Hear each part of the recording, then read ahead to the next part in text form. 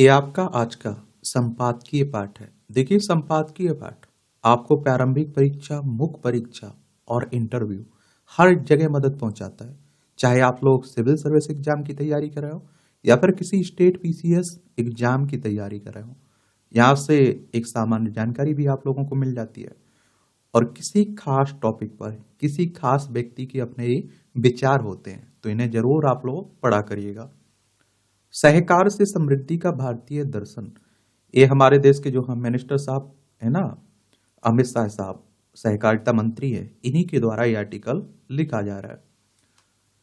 अब अपनी उपलब्धियां ही बताएंगे। सहकारिता एक ऐसी व्यवस्था है जो समाज में आर्थिक रूप से आकांक्षी लोगों को न सिर्फ समृद्ध बनाती है बल्कि उन्हें अर्थव्यवस्था की व्यापक मुख्य धारा का हिस्सा भी बनाती है। सहकारिता बिना पूंजी या कम पूंजी वाले लोगों को समृद्ध बनाने का एक बहुत बड़ा साधन है। सहकारिता के माध्यम से भारत इन लक्ष्यों को पूरा करने की दिशा में निरंतर आगे बढ़ रहा है। और हमारे देश में आप देखिए, सहकारिता की एक विस्तृत परंपरा तो रही है, लेकिन आजादी से पहले सहकारिता जिस प्रकार आर्थिक आंदोलन का माध्यम बनी, उसे और भी अधिक ऊर्जा और शक्ति के साथ आगे बढ़ाने का कार्य प्रधानमंत्री नरेंद्र मोदी जी के कार्यकाल में शुरू हुआ।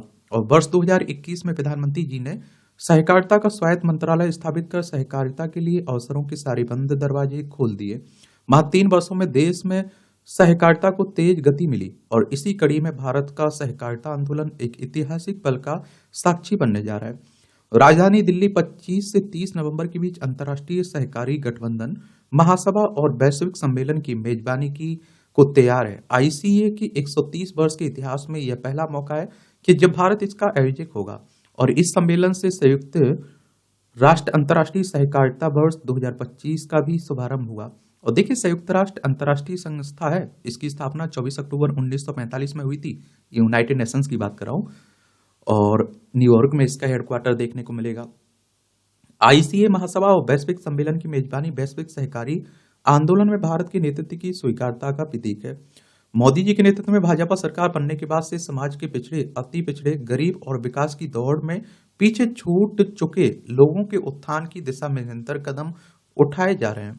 मोदी सरकार मानती है कि यह परिवर्तन सहकारिता आंदोलन को मजबूत किए बिना नहीं हो सकता है। यह आयोजन ऐसे समय में हो रहा है जब भारत ने सहकारी आंदोलन के पुनरुत्थान की दिशा में बड़े कदम उठाए। प्रधानमंत्री जी ने सहकार से समृद्धि का मंत्र दिया और जिसका उद्देश्य देश की सहकारी संस्थाओं को आत्मनिर्भर और स्वावलंबी बनाना है और देश में सहकारी तंत्र का विस्तार कर एक नया आरंभिक आर्थिक मॉडल खड़ा किया जा रहा है जो भारतीय अर्थव्यवस्था को 5 ट्रिलियन लाख करोड़ डॉलर तक पहुंचाने के लक्ष्य को पूरा करने में सहायक सिद्ध होगा।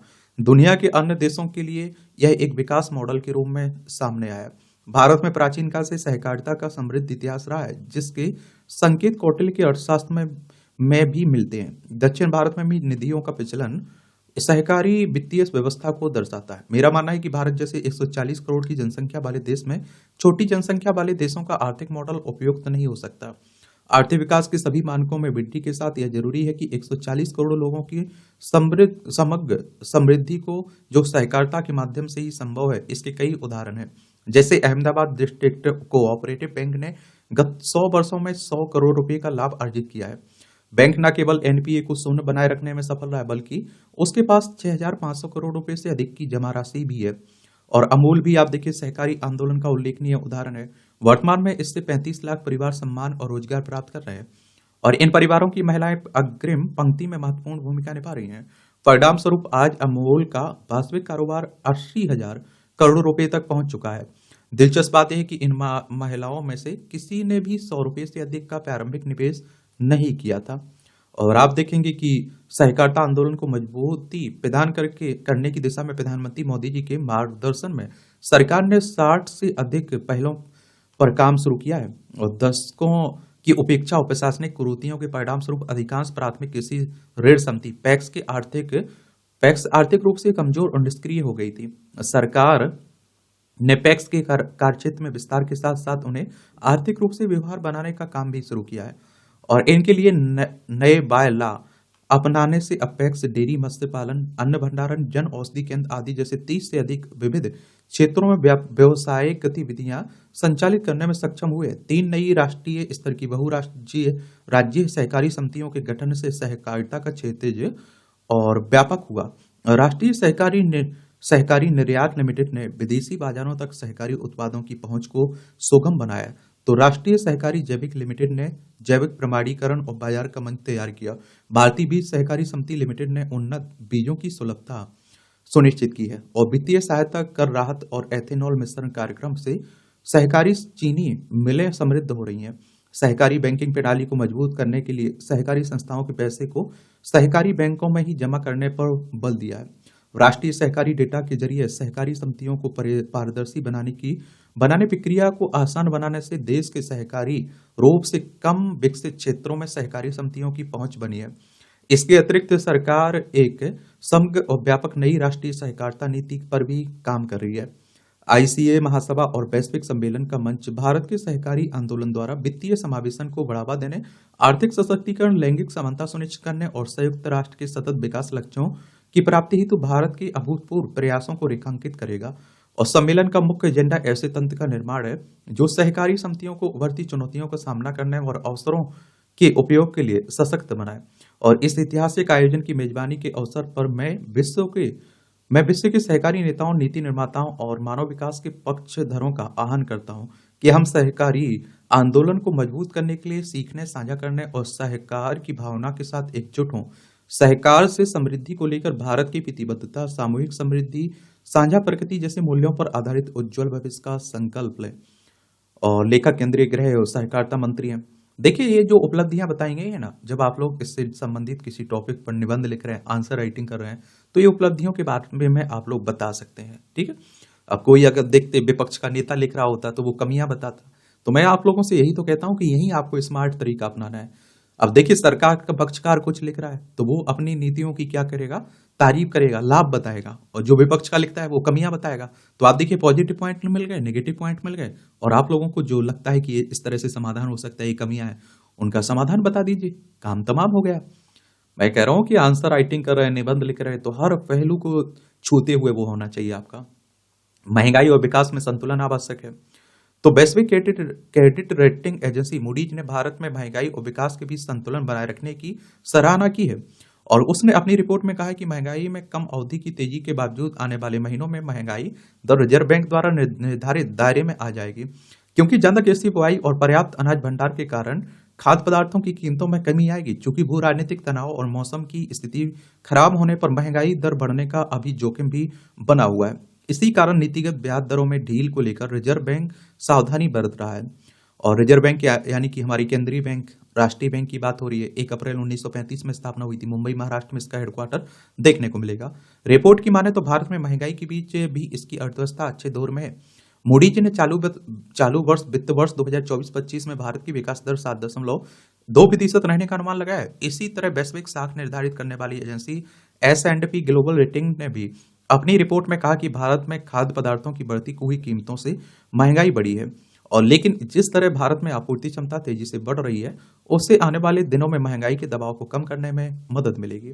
मूडीज और S&P ग्लोबल रेटिंग्स की रिपोर्ट ऐसे समय प्रस्तुत हुई है जब एक और देश के उद्योग, कारोबार से जुड़े संगठनों द्वारा तेज विकास के लिए नीतिगत ब्याज दरें घटाने की जरूरत बताई जा रही है। वहीं दूसरी ओर आप देखते हैं कि देश के उपभोक्ता वर्ग द्वारा महंगाई के नियंत्रण के लिए और कठोर कदम उठाने की जरूरत बताई जा रही है। इस परिप्रेक्ष्य में यह भी उल्लेखनीय है कि हाल में केंद्रीय वाणिज्य मंत्री पीयूष गोयल ने एक टीवी चैनल पर कार्यक्रम में कहा कि देश में आरबीआई द्वारा अर्थव्यवस्था और विकास को बढ़ावा देने के लिए ब्याज दरों में कटौती करनी चाहिए। ब्याज दर घटाने या बढ़ाने का फैसला खाद्य महंगाई के हिसाब से लेने का सिद्धांत सही नहीं है। वहीं आरबीआई गवर्नर शक्तिकांत दास ने कहा कि वैश्विक चुनौतियों के बावजूद उपयुक्त मौद्रिक नीति से महंगाई नियंत्रण के साथ भारतीय अर्थव्यवस्था सुचारू तरीके से आगे बढ़ रही है। वैश्विक अर्थव्यवस्था में अभी बॉन्ड प्रतिफल में वृद्धि, खाद्य पदार्थों की कीमत में उतार चढ़ाव और बढ़ते भू राजनीतिक जोखिम जैसी कई तरह की बाधाएं हैं। और इसमें आप देखते हैं कि दो मत नहीं है कि इस समय देश में खाद्य पदार्थों की तेजी से बढ़ती महंगाई के नियंत्रण और विकास की जरूरतों के बीच उपयुक्त तालमेल जरूरी है। राष्ट्रीय सांख्यिकी कार्यालय के आंकड़ों के अनुसार बीते अक्टूबर में देश में थोक महंगाई दर बढ़कर 2.36% पर पहुंच गई है, जो गत 4 महीने का उच्चतम स्तर है। सितंबर में यह आंकड़ा 1.84% था। अक्टूबर में खुदरा महंगाई दर भी बढ़कर 6.21% हो गई, जो गत 14 महीने का उच्चतम स्तर है। सितंबर में यह आंकड़ा 5.49% था। आलू तथा प्याज सहित सभी प्रकार की सब्जियों की कीमतों में तेज वृद्धि तथा महंगे हुए अनाज एवं फलों के कारण अक्टूबर में खाद्य वस्तुओं की खुदरा महंगाई दर भी बढ़कर 10.87% हो गई, जबकि सितंबर में यह 9.24% तथा अगस्त में 5.66% थी। और जिन राज्यों में महंगाई सबसे ज्यादा बढ़ी उनमें छत्तीसगढ़, बिहार, उड़ीसा, उत्तर प्रदेश, मध्य प्रदेश प्रमुख थे। यह बात महत्वपूर्ण है कि ब्याज दरों की यथास्थिति के साथ आरबीआई और अच्छे मानसून और स्थिर आपूर्ति श्रृंखला के जरिए सरकार महंगाई नियंत्रण का प्रयास कर रही है। इसी कारण आरबीआई मौद्रिक नीति समीक्षा बैठकों में तेज विकास दर के बजाय महंगाई नियंत्रण को प्राथमिकता दे रहा है। और उसने लंबे समय से रेपो रेट 6.50% और बैंक रेट 6.75% पर स्थिर रखा है। मानसून के अच्छे रहने से इस वर्ष देश में खाद्यान्न, दलहन और तिलहन का उत्पादन बढ़ेगा और इसकी आपूर्ति बढ़ने से इनकी कीमतें भी कम होंगी। और इसके साथ सरकार खाद्य महंगाई के नियंत्रण के लिए चालू वित्त वर्ष के बजट के तहत की गई व्यवस्थाओं का भी तेजी से क्रियान्वयन कर रही है। जैसे दाम स्थिरीकरण कोष के लिए 10,000 करोड़ रुपए के प्रावधान किए गए हैं और इस कोष का उपयोग दाल, प्याज, आलू के बफर स्टॉक को रखने के लिए किया जा रहा है। इस समय सरकार खाद्य उर्वरक बीजों की सरल आपूर्ति सुनिश्चित करने की डगर पर भी तेजी से आगे बढ़ रही है। इस प्रकार मौद्रिक प्रबंधन और खाद्यान्न निर्यात नीति एवं स्टॉक सीमा निर्धारण आदि उपाय बढ़ती महंगाई पर नियंत्रण कर सकेंगे। देखिए, यहाँ रेपो रेट की बात हुई है। आखिर रेपो रेट क्या है, ये भी आप लोगों को मालूम होना चाहिए। देखिए, रेपो दर या उसे कहते हैं, जो आप देखते हैं कि बैंक आरबीआई है ना, वो वाणिज्यिक बैंकों को जो उधार देती है उसी को आप लोग रेपो रेट कहते हैं। और बैंक रेट क्या होता है, बैंक रेट, ये भी आप लोगों को मालूम होना चाहिए, क्योंकि इससे भी, और मैं इसीलिए तो कह रहा हूं आप लोगों से कि एनसीईआरटी किताबें भैया आप जरूर पढ़ लीजिए। बैंक दर या बैंक रेट ब्याज दर होती है जिस पर देश का केंद्रीय बैंक घरेलू बैंकों को अक्सर बहुत कम अवधि ऋण के रूप में देता है, एक तरह से। ठीक है।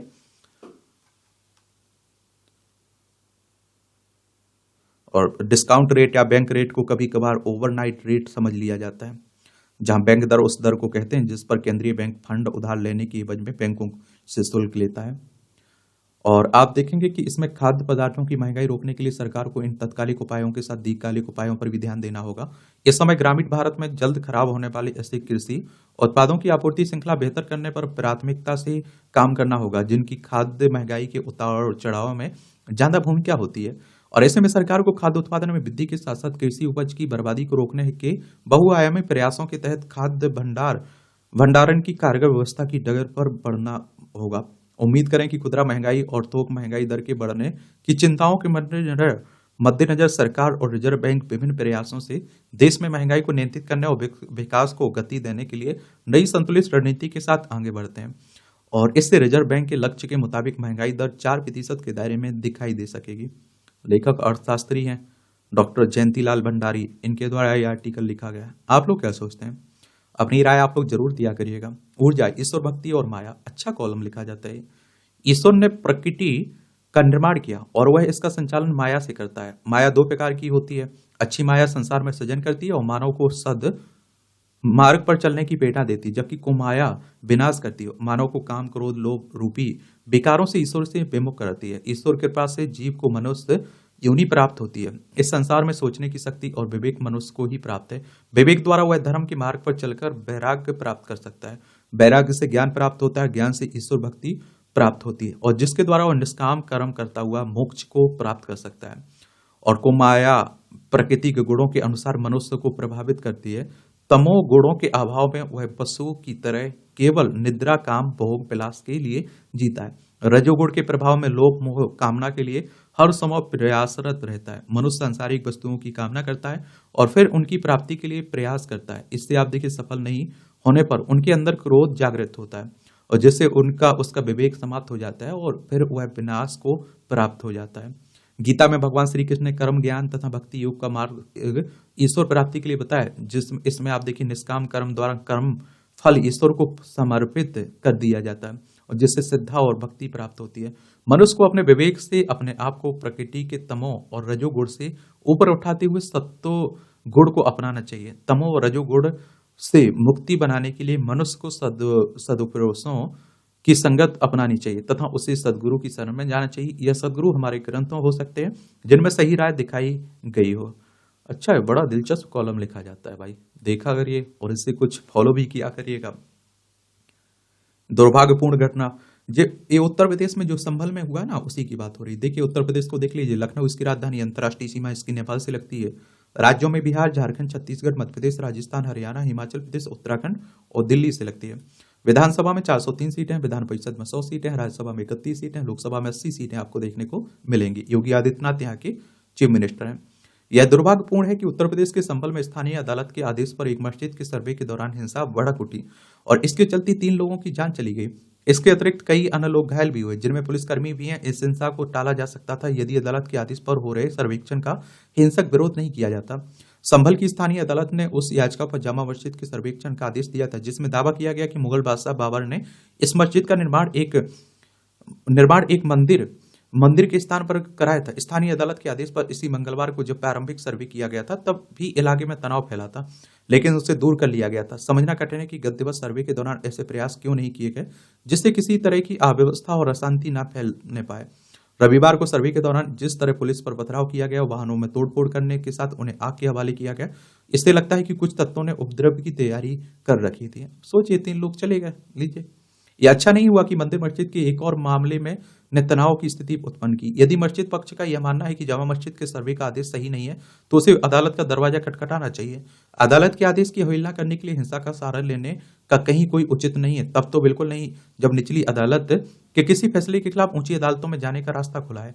यह सही है कि 1991 का पूजा स्थल अधिनियम किसी धार्मिक स्थल में बदलाव का रोकता है एक तरह से, और एक कानून इसीलिए लाया गया था कि इस तरह का हिंदू मुस्लिम का विवाद और ना हो, क्योंकि जो राम जन्मभूमि और बाबरी मस्जिद का विवाद रहा ना, इसने 2 समुदाय के बीच बड़ी खाई पैदा की। बहुत सारे दंगे हुए, बहुत सारे लोगों की मौत हुई इसमें, और आप देखते हैं कि देश में आतंकी हमले भी हुए, कहते हैं कि उसकी वजह से। और आप लोगों को एक और बात बता दूं, इसमें एक डेट तय की गई थी 15 अगस्त 1947 की। 15 अगस्त 1947 को जहां मंदिर है वहां हमेशा मंदिर रहेगा, जहां मस्जिद है हमेशा मस्जिद रहेगी। किसी भी तरह का कोई परिवर्तन नहीं किया जाएगा धार्मिक स्थल में।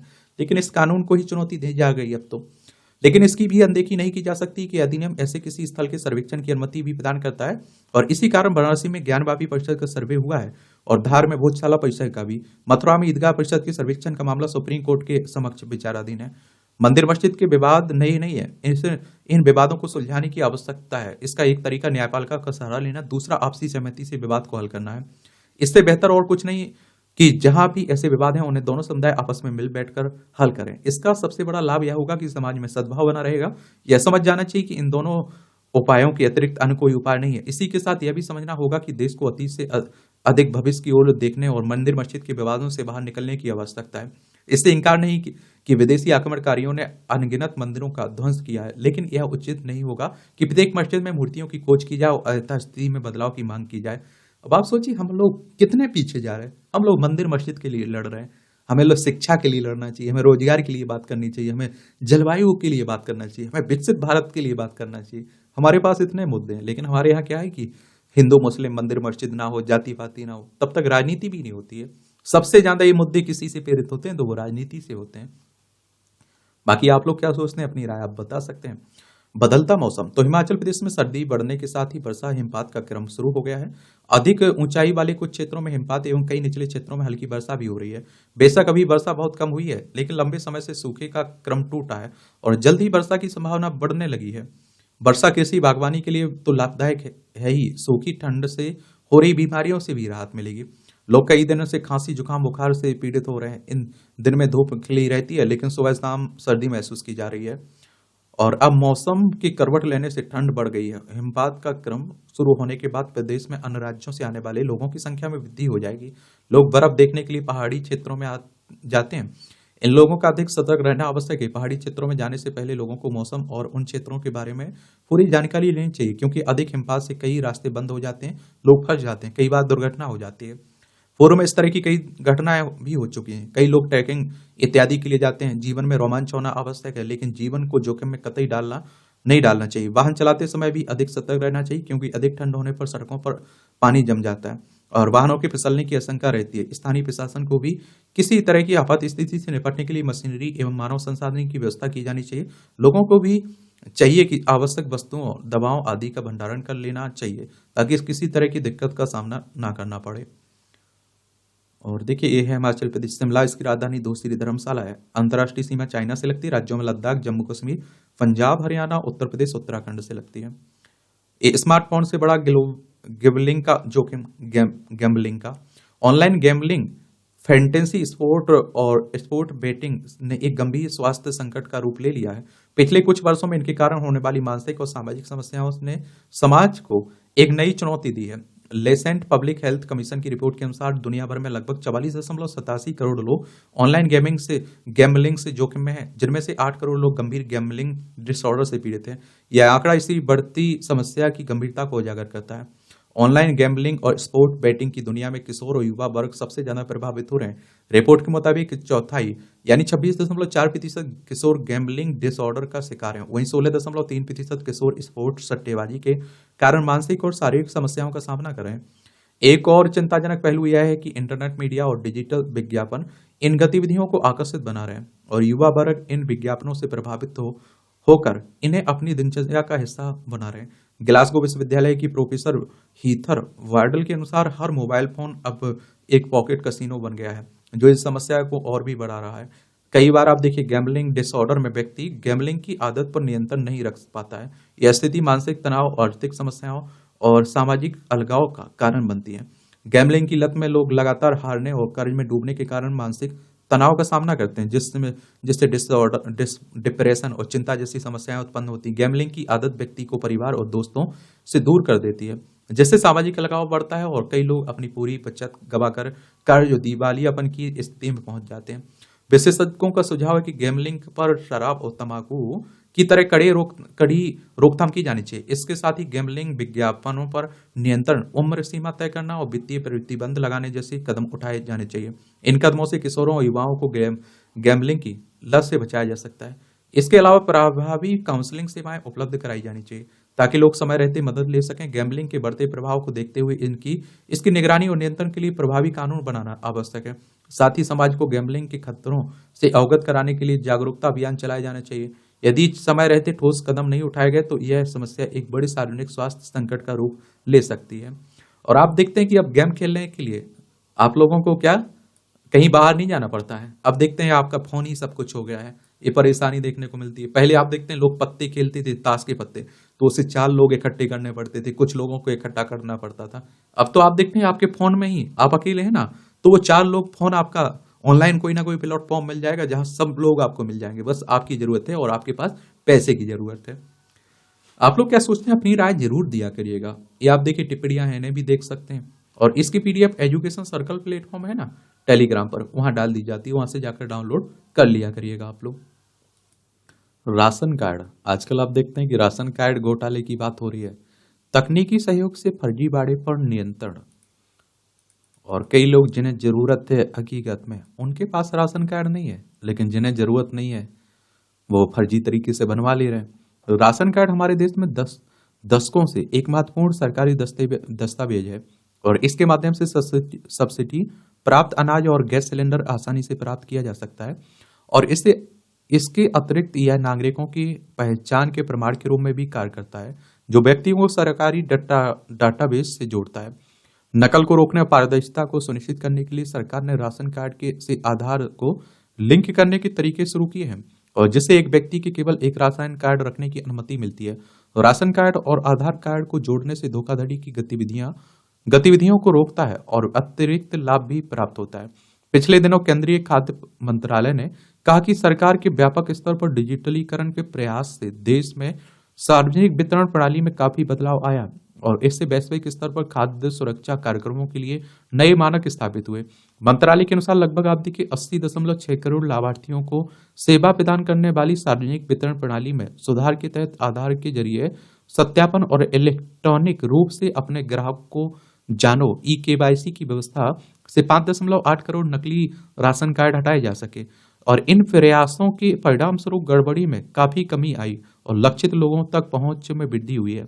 साथ ही में लगभग आप देखिए 20.4 करोड़ राशन कार्ड को डिजिटल कर दिया गया और इनमें से 99.8% आधार से जुड़े हैं और 98.7% लाभार्थियों की पहचान का सत्यापन बायोमेट्रिक माध्यम से किया गया है। पुख्ता सत्यापन, तो उल्लेखनीय है कि देश भर में उचित मूल्य की दुकानों पर 5.33 लाख POS उपकरण लगाए गए हैं और इसके जरिए खाद्यान्न वितरण के दौरान आधार के जरिए सत्यापन करने के साथ यह सुनिश्चित किया जा रहा है कि राशन का वितरण सही व्यक्ति तक हो। और आज कुल खाद्यान्न में से आप देखिए लगभग 98% खाद्यान्न के वितरण में आधार के जरिए सत्यापन का उपयोग किया जा रहा है। और इससे पात्रता नहीं रखने वाले लाभार्थियों को अलग करने और कालाबाजारी के जोखिम को कम करने में मदद मिली है। सरकार की ई केवाईसी पहल के जरिए पहले ही कुछ पीडीएस लाभार्थियों में से 64% का सत्यापन आप देखते हैं हो चुका है। शेष लाभार्थियों के लिए देश भर में राशन दुकानों पर प्रक्रिया जारी है। आपूर्ति मामले की बात की जाए तो भारतीय खाद्य निगम ने खाद्य आपूर्ति की वास्तविक समय पर निगरानी के लिए रेलवे के साथ एकीकृत वाहन निगरानी प्रणाली सहित सही जगह खाद्यान्न भेजने के लिए आपूर्ति प्रबंधन प्रणाली लागू की है। गौरतलब है कि एक देश एक राशन कार्ड योजना से देश भर में राशन कार्ड की पोर्टेबिलिटी संभव हुई है। इससे लाभार्थियों को अपने मौजूदा कार्ड का उपयोग करके देश में कहीं भी राशन लेने की सुविधा मिली है। आप अपने शहर से कहीं और रहते हैं, वहां भी अपने राशन कार्ड से आप क्या ले सकते हैं, खाद्यान्न ले सकते हैं। अच्छी बात है। देश में राशन कार्ड, तो हमारे देश में आप देखिए राशन कार्ड की शुरुआत 1940 में हुई। दरअसल साल 1940 में बंगाल में भयावह अकाल पड़ा, लोगों के पास खाने के लिए अनाज का बहुत अभाव था। तब वहां पर पहली बार राशन कार्ड की शुरुआत की गई। वर्ष 1947 में राशन कार्ड को वर्तमान स्वरूप दिया गया। 1960 के आसपास जब देश खाद्यान्न की व्यापक कमी से जूझ रहा था, तब सरकार ने राशन प्रणाली की दोबारा शुरुआत की, जो कई संशोधनों के बाद आज तक अनवरत चली आ रही है। कुल मिलाकर यह कहा जा सकता है कि स्वतंत्रता के 75 वर्षों के बाद भी खाद्य सुरक्षा के मामले में भारत की स्थिति दयनीय है। इसीलिए तो आप देख रहे हैं कि 80 करोड़ लोगों को फ्री में देना पड़ रहा है। हालांकि कुछ वर्षों से भारत खाद्यान्न के मामले में पूर्ण रूप से आत्मनिर्भर हो चुका है। भारत की जनसंख्या के अनुपात में हमारे पास अन्न, फल, सब्जियों की अतिरिक्त मात्रा उपलब्ध है। इसके बावजूद देश में भूख की खराब स्थिति क्यों? उपभोक्ता मामले के विभाग के अनुसार लगभग 62,000 टन अनाज फूड कॉर्पोरेशन ऑफ इंडिया के गोदामों में खराब हो गया है। फिलहाल यह आंकड़ा वर्ष 2011 से 2017 के बीच का है, परंतु यह स्थिति लगभग प्रति वर्ष बनी रहती है। इंटरनेशनल इकोनॉमिक रिलेशंस का कहना है कि बहुत से फर्जी राशन कार्ड बने हुए हैं और इस कारण से खाद्यान्न के वास्तविक जरूरतमंदों को यह उपलब्ध नहीं हो पाता। और आप देखिए, यह भारत की खाद्य परिस्थितिकी के खराब प्रबंधन को दर्शाता है। इसलिए देश में बाहरी घुसपैठियों की पहचान हो, जो अवैध तरीके से आधार कार्ड बनवाकर मुफ्त राशन योजना के साथ अनेक सरकारी योजनाओं का लाभ ले रहे हैं। इससे होता यह है कि देश का संसाधन आपात और अवैध लोगों के पास जाने लगता है और जो वास्तविक पात्र लोग हैं वे पीछे छूट जाते हैं। इस बात पर सरकार को गौर करना होगा और जिससे आप देखते हैं मुफ्त राशन योजना सफल हो सके। और हमारे देश में एक तो भ्रष्टाचार बड़ी समस्या है और आसानी से आप देखते हैं कि पैसा वैसा दे दे के सब कुछ बन जाता है। फर्जी आधार कार्ड भी बन रहे हैं। तो आप देखें कि देश की सबसे बड़ी समस्या है कि आज भी समुचित तरीके से नागरिक समाज का निर्माण नहीं हो सका। यही वजह है कि लोग सरकारी योजनाओं का लाभ लेने के लिए किसी भी तरह का फर्जीवाड़ा करते हैं। इसी में से एक फर्जी आधार कार्ड का है बनवाना है। समस्या केवल यह नहीं है कि नकली राशन कार्ड आसानी से बन जाते हैं, बड़ी समस्या यह भी है कि अब फर्जी आधार कार्ड भी बन जाते हैं। भले ही देर सवेर फर्जी राशन और आधार कार्डों की पहचान हो जाती है, लेकिन आखिर ऐसा होना ही क्यों चाहिए कि कोई फर्जी राशन कार्ड या आधार कार्ड हासिल कर ले। बांग्लादेश घुसपैठियों और रोहिंग्या भी फर्जी आधार कार्ड बनवा लेते हैं। कोई आप देखते हैं, कोई एक बार नकली आधार कार्ड बनवा लेता है तो फिर उसके जरिए अन्य पहचान पत्र बनवाना भी आसान हो जाता है। बहरहाल इस सिलसिले में को रोकना बहुत जरूरी है। यह भी सुनिश्चित किया जाना चाहिए कि जो भी सरकारी योजनाएं हैं उनका क्रियान्वयन इस तरह किया जाए जिससे उनका लाभ देश में कहीं पर भी रहने वाले लोग उठा सकें। खैर, एक देश एक राशन कार्ड से ऐसा हो भी रहा है और जब पीडीएस योजना के तहत ऐसा हो सकता है तो अन्य योजनाओं के तहत भी होना चाहिए, क्योंकि अब नौकरी, व्यापार, शिक्षा के कारण बड़ी संख्या में लोग अपने गांव शहर से दूर रहने लगे हैं। यह भी देखा जाना चाहिए कि वह कहीं मुफ्त अनाज पाने के लिए ऐसे लोगों ने राशन कार्ड तो हासिल नहीं कर लिया जो इसके पात्र नहीं है।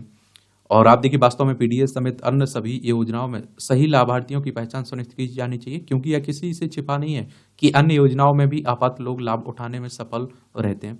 फिलहाल देश के कई राज्यों में इस समय राशन कार्ड में नाम जोड़ने से लेकर हटाने का काम चल रहा है। कई राज्य सरकारों ने राशन कार्ड में धोखाधड़ी करने के मामले की पुलिस जांच भी तेज कर दी है। राशन कार्ड में अगर कोई व्यक्ति फर्जी नाम डलवाता है या राशन कार्ड में दर्ज व्यक्ति की मौत के बाद भी उसके कोटे का राशन लेने पर अब सख्त कार्रवाई शुरू हो गई है। रिकवरी विभाग की तरफ से इस तरह के धोखेबाजी की जांच शुरू हो गई है और खाद्य आपूर्ति विभाग आरोपी पर धोखाधड़ी की धाराओं के तहत आप देखिए केस भी दर्ज कर गिरफ्तार भी करवा रही है। और इसलिए अगर कोई व्यक्ति दस्तावेज के साथ राशन कार्ड बनाते हैं या गलत नाम पर राशन लेते हैं तो इसके लिए जेल और जुर्माना दोनों हो सकते हैं। साथ ही फर्जी आधार कार्ड बनने और राशन कार्ड से लिंक करने के मामले में खूब सामने आते हैं, और लिहाजा फर्जी आधार कार्ड के साथ फर्जी तरीके राशन कार्ड बनवाने पर सख्त निगरानी करते हुए उन पर कार्रवाई करनी होगी। अपने विचार आप लोग जरूर लिखा करिएगा, आपके विचार ही मायने रखते हैं। समझ रहे हैं आप लोग, आपकी सोच क्या है, आप क्या सोचते हैं, किस तरह का विचार रखते हैं अपना। समस्या को जड़ से मिटाने की व्यवस्था। भारत में राशन कार्ड से जुड़ी फर्जीवाड़े की दोहरी समस्या है। एक तो देश के नागरिकों द्वारा किए जाने वाला फर्जीवाड़ा, जिसकी आप देखते हैं कि पहचान करना कोई मुश्किल नहीं है, यह किया भी जा रहा है। दूसरी समस्या है कि बांग्लादेश घुसपैठियों और रोहिंग्या घुसपैठियों द्वारा भारत में राशन कार्ड बनवाना। यह समस्या कहीं अधिक गंभीर है, क्योंकि इसके माध्यम से इन लोगों के भविष्य में भारत की नागरिकता की भी दावेदारी पैदा होने की आशंका बढ़ जाती है। हाल ही में ऐसे कई समाचार सामने आए जिसमें बांग्लादेशी घुसपैठियों के बंगाल और झारखंड के अनेक इलाकों में बसने की चर्चा है। सरकारी तंत्र में कायम भ्रष्टाचार का लाभ उठाते हुए ये लोग वहां पर आधार कार्ड से लेकर वोटर कार्ड और राशन कार्ड भी बनवा लेते हैं। और इसलिए अब केंद्र सरकार को चाहिए कि एक बार देश के सभी आधार कार्ड धारकों का नए तरीके से सत्यापन करवाए, और जिससे फर्जी आधार कार्ड धारकों की पहचान की जाए। याद रहे कि देश में गरीबी और खासकर भूखे से जूझते तबकों को राहत दिलाने के लिए सार्वजनिक वितरण प्रणाली है। हालांकि ऐसा होने में अक्सर भ्रष्टाचार के मामलों के मद्देनजर व्यापक सुधार की गुंजाइश बनी रही है, लेकिन नीतिगत तौर पर यह एक ऐसी व्यवस्था है जिसके जरिए अभावग्रस्त बड़े तबके को नामात की राशि या नियंत्रित मूल्यों पर अनाज मुहैया कराया जाए। आधुनिक तकनीक के विस्तार के दौर में सार्वजनिक वितरण प्रणाली भी डिजिटल तौर तरीके अपनाए गए हैं। अपने गृह राज्य से अन्य राज्यों में पहुंचे लोगों के लिए एक राष्ट्रीय एक राशन कार्ड की व्यवस्था भी लागू की गई, ताकि इसका लाभ आम लोगों को मिल सके। परिणाम स्वरूप वास्तविक समय की निगरानी के लिए ब्लॉकचेन तथा आईओटी जैसी तकनीकों का उपयोग करके चोरी का पता लगाने के लिए एआई आधारित विश्लेषण के माध्यम से सिस्टम के एंड टू एंड डिजिटलीकरण के माध्यम से बेहतर बनाया जा सकता है। साथ ही बेहतर अंतर्राज्यीय समन्वय एवं प्रवासी आबादी की वास्तविक समय पर ट्रैकिंग से राशन कार्डों की बेहतर पोर्टेबिलिटी सुनिश्चित हो सके। देखिए, एआई आर्टिफिशियल इंटेलिजेंस की बात हो रही, कृत्रिम बुद्धिमत्ता की। एक तो क्या रहता है भ्रष्टाचार, मैंने बोला ना, हमारे यहाँ आप देखते हैं, मैं जानता कई लोगों को जहाँ आप देखते हैं कि पता है आपको कि जिन्हें आवास में भी खूब घोटाला हो रहा है। जिसे आवास की सच में जरूरत है उसे आवास नहीं मिल पा रहा है, घर नहीं बन पा रहा है उसका, और जिसे जरूरत नहीं है वो फर्जी तरीके से पैसे लेन देन करके वो कर ले रहा है। और इसी तरह राशन कार्ड का भी है। क्या है, निचले स्तर पर ज्यादा आप देखते हैं। अब देखिए, उत्तर प्रदेश में 7 उपचुनाव हुए थे ना, 9 चुनाव, तो 7 बीजेपी जीती, तो वही बातें हो रही। देखिए, उपचुनाव में कटा वटा पीडीए सेफ हुए योगी। गुड गवर्नेंस की ओर बढ़ते आप देखते हैं कदम। यह भी आपने देखा है कि छत्तीसगढ़ सरकार गुड गवर्नेंस की ओर जा रही है ना, नक्सलियों का सफाया भी हो रहा है, तो उसी को लेकर बात हो रही है। चलिए देख लेते हैं हम लोग। एक बार छत्तीसगढ़ चलिए आप लोग, रायपुर इसकी राजधानी देखने को मिल जाएगा। देखिए, छत्तीसगढ़ मध्य प्रदेश से अलग करके 1 नवंबर सन 2000 में बनाया गया था। इसकी सीमा उत्तर प्रदेश, मध्य प्रदेश, महाराष्ट्र, तेलंगाना, आंध्र प्रदेश, उड़ीसा, झारखंड से सीमा लगती है। विधानसभा में आप देखिए 90 सीटें, राज्यसभा में 5 सीटें, लोकसभा में 11 सीटें, 1,35,192 वर्ग किलोमीटर में फैला हुआ है। और आप देखते हैं कि विष्णु देव साई यहाँ के मुख्यमंत्री हैं, रामेन डेका यहाँ के राज्यपाल देखने को मिलेंगे। तो छत्तीसगढ़ सरकार गुड गवर्नेंस और विकास की राह पर मजबूत कदम बढ़ा चुकी है। यह सब दृढ़ इच्छा शक्ति के बिना नहीं हो सकता है। कहा भी जाता है कि ईमानदार संकल्प हो और लक्ष्य तय हो तो काम आसान हो जाता है, और यह सब छत्तीसगढ़ में धरातल पर दिखाई दे रहा है। राष्ट्रीय नक्शे पर छत्तीसगढ़ की छवि भले ही नक्सल प्रभावित या फिर नक्सल पीड़ित राज्य के रूप में बनी हुई है, परंतु इस छवि से प्रदेश सरकार को बाहर निकालने का काम मुख्यमंत्री विष्णुदेव साय की सरकार पूरी गंभीरता से कर रही है। देखिए, नक्सली हमारे ही देश के लोग हैं, ये बात जान लीजिए आप लोग।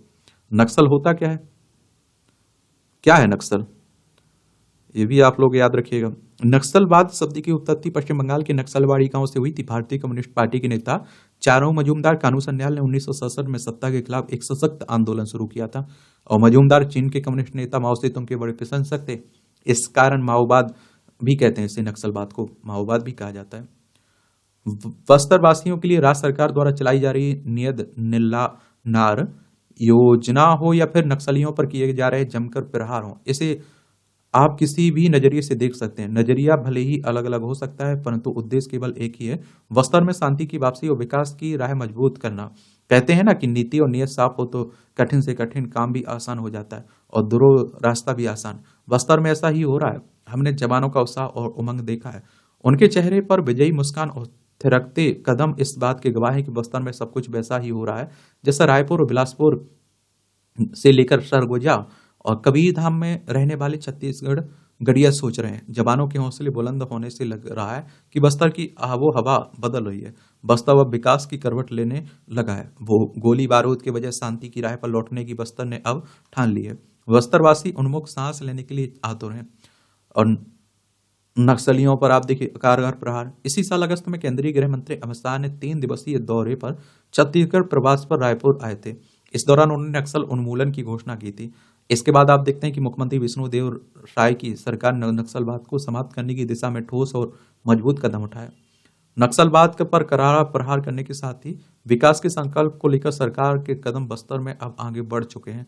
नियद निल्ला नार इसका सबसे बड़ा उदाहरण है। हाल के दिनों में मुख्यमंत्री विष्णुदेव साय ने जिस तरह नक्सल प्रभावित इलाकों में जवानों का हौसला बढ़ाया, धुर नक्सली क्षेत्र में उनके साथ रात बिताई, इसका असर भी अब बस्तर के घने जंगलों के बीच नक्सल आतंक को खत्म करने तैनात जवानों का आत्मविश्वास बढ़ा और जवानों के थिरकते कदम इस बात पर गवाह भी हैं। भ्रष्टाचार पर बार बस्तर में शांति की वापसी और के लाल आतंक के खात्मे के साथ ही अब राज्य सरकार ने भ्रष्टाचार पर करारा वार करना शुरू कर दिया है। सीजीपीएससी फर्जीवाड़े में पीएससी के पूर्व चेयरमैन स्टेट पीसीएस की बात हो रही। टॉमन सिंह सोनवानी उद्योगपति सरवण कुमार गोयल को सीबीआई ने गिरफ्तार कर लिया। सीबीआई ने सेंट्रल ब्यूरो ऑफ इन्वेस्टिगेशन की बात हो रही। 1 अप्रैल 1963 में स्थापना हुई थी। नई दिल्ली में हेडक्वार्टर देखने को मिलेगा। यह इस बात का संकेत है कि जीरो टॉलरेंस की दिशा में सरकार आगे बढ़ रही। भ्रष्टाचार के खिलाफ प्रहार जारी है। बीते रविवार को मुख्यमंत्री विष्णुदेव राय 1 दिवसीय प्रवास पर बिलासपुर पहुंचे। उन्होंने एक बार फिर छत्तीसगढ़ वासियों को आश्वस्त किया है कि सीजीपीएससी घोटाले में सम्मिलित किसी को बख्शा नहीं जाएगा। सीएम के इस आश्वासन के पीछे प्रधानमंत्री नरेंद्र मोदी की छत्तीसगढ़ वासियों को किए गए वादे की झलक दिखाई देती है। वह दौर विधानसभा चुनाव का था। बिलासपुर के साइंस कॉलेज का मैदान आज भी पीएम मोदी के संकल्प का गवाह है, जो अपूरा होते दिखाई दे रहा है। पीएम मोदी ने तब साइंस कॉलेज के मैदान में प्रदेशवासियों से वादा किया था कि राज्य की सत्ता में यदि आप वापसी कराएंगे तो सीजीपीएससी फर्जीवाड़ा में सम्मिलित लोगों को जेल की हवा खिलाएंगे। सीबीआई ने मामले की जांच कराएंगे। सीबीआई जांच प्रदेश में सत्ता वापसी का छत्तीसगढ़ वासियों ने अपना वादा निभाया तो एक कदम आगे बढ़ते हुए विष्णुदेव राय सरकार ने प्रधानमंत्री के संकल्प को पूरा करने का काम किया। 5 साल बाद ही सही छत्तीसगढ़ में सीबीआई की वापसी हुई है। सीबीआई ने अपना काम शुरू कर दिया। सीजीपीएससी फर्जीवाड़े की जांच चल रही है। इसे गुड गवर्नेंस की दिशा में एक मजबूत कदम माना जा रहा है सकता है। कोयला घोटाले में अब तक 1 दर्जन से अधिक नौकरशाह जेल की हवा खा रहे हैं। इनमें पूर्व मुख्यमंत्री भूपेश बघेल की ओएसडी सौम्या चौरसिया के अलावा आईएएस रानू साहू भी शामिल हैं। इसी तरह प्रदेश में 2000 करोड़ रुपए के शराब घोटाले में भी राजनेताओं और बड़े अधिकारियों की संलिप्तता उजागर हो चुकी है। ये सभी घोटालेबाज भी जेल में रोटी खा रहे हैं। उम्मीद है कि सरकार के इस कड़े तेवर से भ्रष्टाचारियों पर लगाम लगेगा। प्रदेश में एक स्वस्थ माहौल का निर्माण होगा। एक और आपको बात बता दूं, आप देखें हमारे देश के नेता गरीब नहीं है, मालामाल है। हमारे देश के अधिकारी मालामाल है, लेकिन जनता आप देखें कि बड़ी बुरी हालत में। और वो तो क्या है कि दूसरी सरकार, अब देखिए अगर मध्य प्रदेश में कांग्रेस की सरकार आ जाती तो पटवारी में जो घोटाला हुआ, जो दुनिया भर के फर्जीवाड़े हुए, वो सामने आते। और आप देखते हैं अगर छत्तीसगढ़ बीजेपी कांग्रेस फिर से आ जाती तो वो ना पीएससी की जांच करवाती, क्योंकि उनके ही लोग शामिल थे उसमें। तो मैंने कहा ना, एक पर एक 11 हैं सब। और इस तरह से आप देखेंगे कि आज के संपादकीय पाठ की कहानी कवर होती है। आप लोग पढ़ते रहिए, एंजॉय करते रहिए। आपका कोई सवाल हो, मेरे लिए सुझाव हो, तो आप लोग जरूर बता सकते हैं। धन्यवाद।